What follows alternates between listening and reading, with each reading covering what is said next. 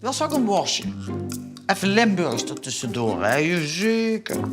Wist jij al dat Ingrid uit B&B voor Liefde in de winter gewoon hier werkt, bij een kapsalon in Landgraaf? Ik ga eens vragen hoe dat is en tag alvast even degene met wie jij B&B binge-watcht.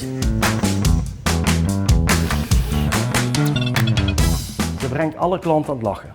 De meest Norse klant die nooit zal zeggen, dan zal ze vragen van, vindt u het leuk? Ja, als u niet laat blijken dat het niet leuk is, dan doe ik me de volgende keer niet zoveel moeite. En dan gaat die klant gegarandeerd lachen. Ik ben best wel een open boek en ik ben wel geen taaie pruim, zullen we maar zeggen.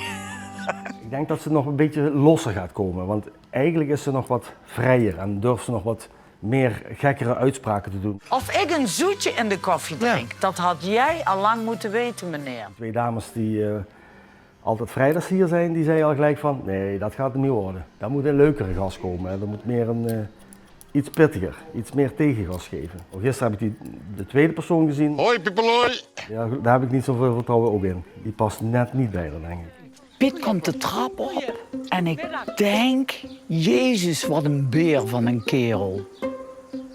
En geen haren. Ik denk dat het gewoon iemand moet zijn die ook van aanpakken houdt, want ja, zij doet niks anders eigenlijk. Ze kan bijna niet stilzitten. Hopen dat ze best snel hier is. Ik kan haar eigenlijk niet missen. En, zou jij je laten knippen door Ingrid uit B&B voor Liefde? Laat het weten in de reacties.